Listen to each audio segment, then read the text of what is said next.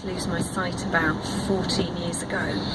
A lot of that took a back seat, and so 5 years ago my sight really crashed, and then a lot of my confidence went, and it's only recently that I've taken to going to the gym again. And what got you started? What made you go back? It was the encouragement of my partner, and it was to do with getting physically and also mentally fit.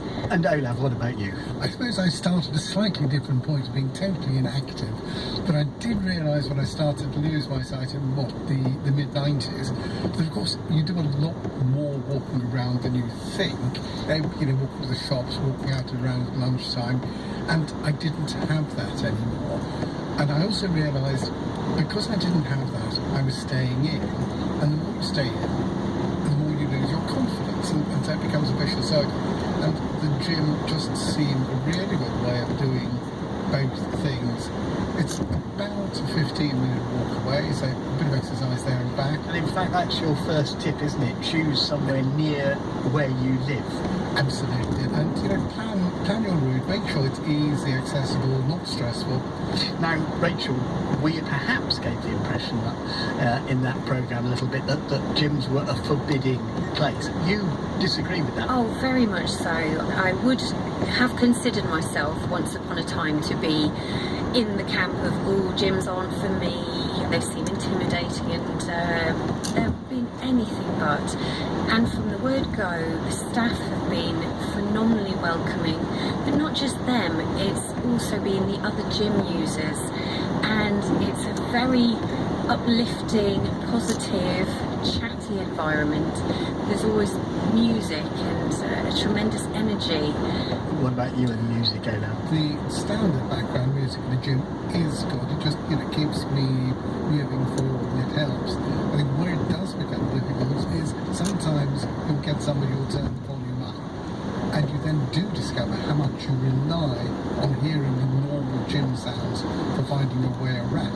What we have heard from people is that there's quite a lot of specialist equipment in there. Some of it has got visual signage, and that people tend to get the response, you'll have to come with someone, we haven't got time to mollycoddle you or see you around the place. Absolutely, and I did go with my partner the first time we went, but after that it has been very easy to actually find my way around, to learn my way around. There are lots of indicators that aren't actually put there for visually impaired people, such as slip mats, or the lockers, for example, will always be in the same place. The stairs won't move. The treadmills, you can hear them. You can hear where the weights are. A bit like listening to the escalators and the tube stations. Exactly, Yeah. exactly. And actually, I'm a huge fan of cross trainers, which have just one quick start button, so you don't need to worry about finding technical programs. They are, Olaf, quite open environments with quite a lot of stuff around. You know, they're not that easy to navigate in the sense that you can't go kind of round the side very easily. Yes, the things you've got to do, I think, are know your own gym and get your own gym to know you. So firstly, I go at a regular time, so it'll be the same people there and they get to know me, and if I'm struggling or they think I am, they'll come and help. But the important thing to get over is that perceived embarrassment. Yeah, I've got to find the machines, the specialist equipment, by memory and touch. So you can imagine if somebody sighted is sitting there using a machine, and I'm coming towards them, waving my white cane, and they know I'm there, and I put my hand out. Now, the choice is they say something, or they find my hand on their thigh. I am not embarrassed. You know, learn quickly. It is their embarrassment and not mine, and it doesn't matter. You know. Exactly. It's a great thing to say. Not always so easy to carry off, is it, Rachel? No, but I would reiterate that everybody, sighted or visually impaired, is nervous going to the gym. But Rachel, you have made the point specifically about your mobility confidence, Yes. as it were. Can you just say Very about much so. Well, through going to the gym and the exercises I've been doing very much at my own pace. I haven't as yet joined a class or engaged a personal trainer. I've been astounded at how much stronger my legs, my feet, my ankles are, so that actually as I'm walking around just in normal daily life, I'm so much more confident. Olaf, what difference would you say it's made to you? I know it's made an immense difference. One of the things, of course, is you never actually feel fit when you're going to the gym. If you don't go, you know you're feeling unfit. But little things like being able to go further distances. The key thing is, because I go out in the morning, about 7 o'clock to the gym, so I get back from the gym, and about the time I'd be waking up and getting dressed if I hadn't gone out, I've got an energised day. And I think I achieve more, and it's far more positive and better quality stuff through going to the gym. So it's really, as Rachel was saying, an immense personal benefit. And you're probably feeling immensely smack as well. I do smack.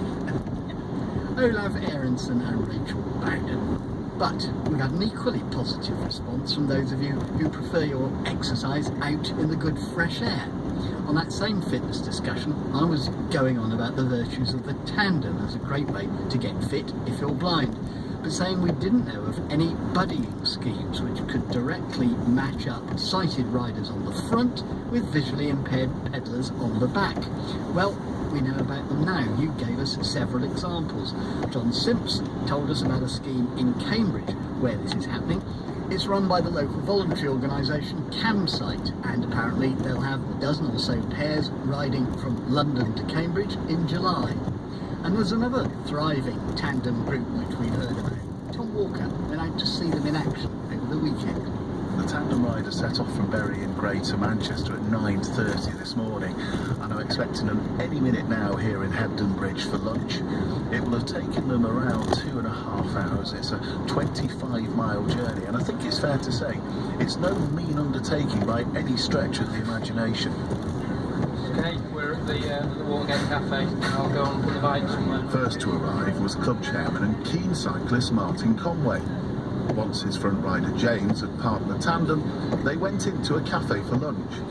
And it wasn't long before they were joined by the remaining 4 cyclists and their front riders. Chicken mozzarella and mango chutney, bacon brie and cranberry, tuna mozzarella and red onion. As front rider James was reading the menu to Martin and Kimberly, it soon became clear that lunch with the Bury Tandem Club is one of the high points of the day.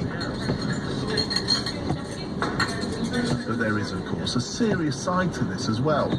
Martin Conway joined the Tandem Club some 16 years ago. Martin says the excursions are well organised and that considerable thought goes into pairing front and back riders. If you have a weaker rider, rear rider, you might put them with a strong front rider, and possibly vice versa. And obviously the idea is that nobody gets completely dropped off the back. And when do you tend to do these rides? We're always on a Sunday morning, setting off from Bury about 9:30, and then we make our way to a particular spot where we can usually have a bit of lunch, which is what we're obviously doing today in Hebden Bridge, and then we make our way back to Bury, and on average we do 50 miles. We're back home for maybe 2:30, 3 o'clock.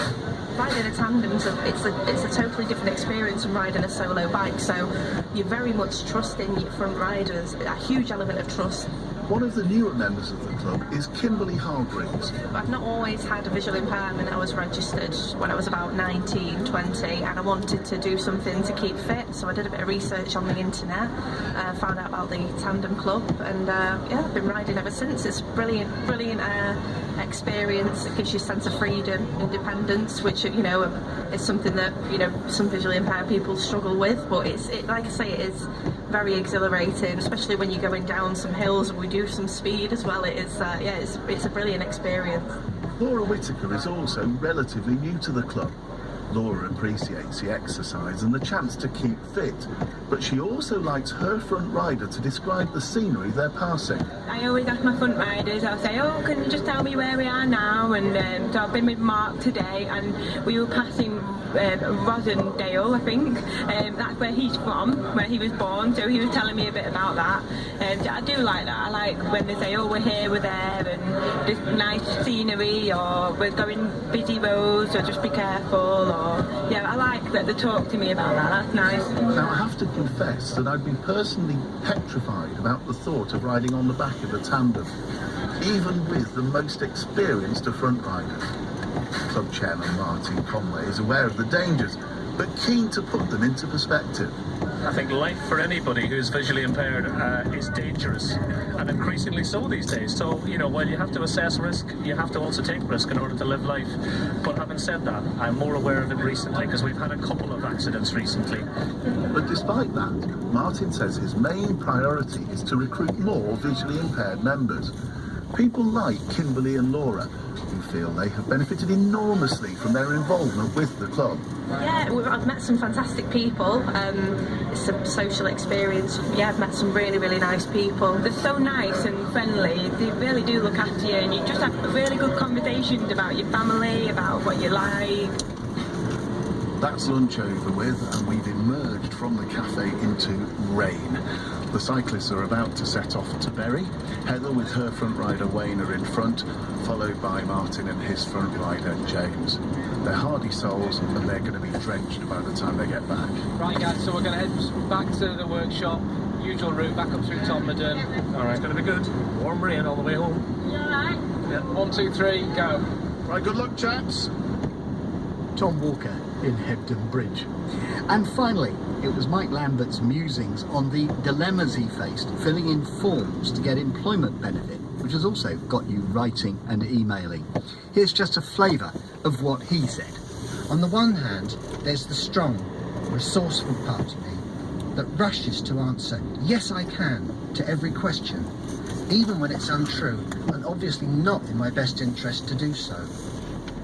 On the other hand, saying, no I can't, to any of these questions feels like a negative judgment and a reflection of myself that I definitely don't like. By the time I finish the form, I feel like I've had every ounce of confidence and exuberance knocked out of me. Well, the Department for Work and Pensions listened to Mike. No one was available to accept our invitation to come onto the programme, but here's the statement they sent us. We ask employment and support allowance claimants to fill out a questionnaire explaining how their health condition affects them so that we can make sure they get the right support from us. If people need help filling out the questionnaire, there is a telephone helpline, and we invite claimants for face-to-face assessments when necessary. The ESA 50 form is also available in Braille, large print, audio cassette or CD. We're still keen to find out more about the thinking behind these forms, and we hope to return to that. But in the meantime, here's what you've been telling us. Mike certainly rang bells with Malcolm Nicholas. It echoed my situation almost exactly, in that I'm the same age as Mike, 59, been working all my life, being made redundant, having applied for numerous jobs, having no success at all.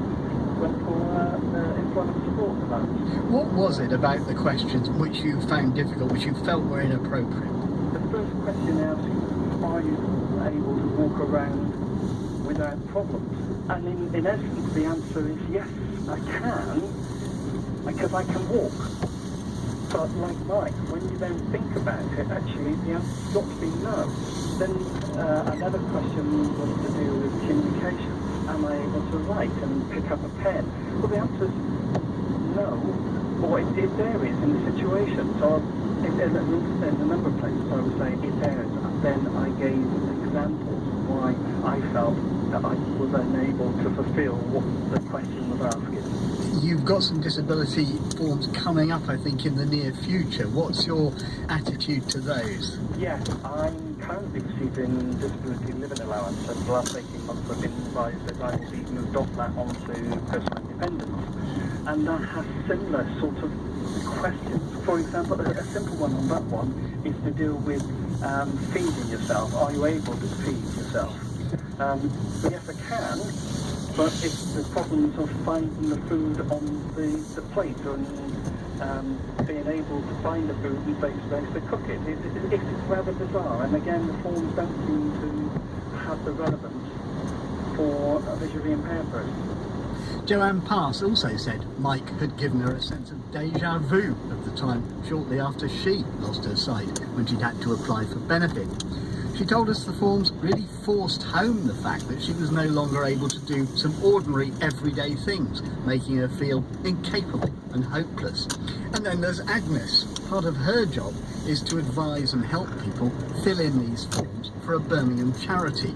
One of her main concerns is that many people have lifelong conditions and so are constantly being asked to give information which hasn't changed for years and won't change in the future. I almost think if you're registered blind, you know, should you even be having to fill out this form? Because, you know, a lot of the problems that you're having are sort of generic really across people with that disability, and to have to keep proving it feels like an insult, I think, in that case, is to have to every few years have to keep filling in the same form, same information. The DWP would argue it needs up-to-date information about a claimant applying for benefit. Well, I think you should be able to, should be just a first question that says, has your condition improved since the last time you filled this form in? And if the answer is no, why need to go any further? But unfortunately they don't ask that question at the beginning. So what do you think would be the basis of a fair system, given that you have to have questions of some kind? They could take more notice of medical reports, and, you know, if you've got a certain level of sight only, then award you the benefit without making you have to jump through these hoops. And, you know, the amount of sight you've got it's easy to quantify with medical texting, so I'm not sure that we need to make people then jump through it or even more hoops in order to get benefit. The views of Agnes. We'll keep your responses coming in.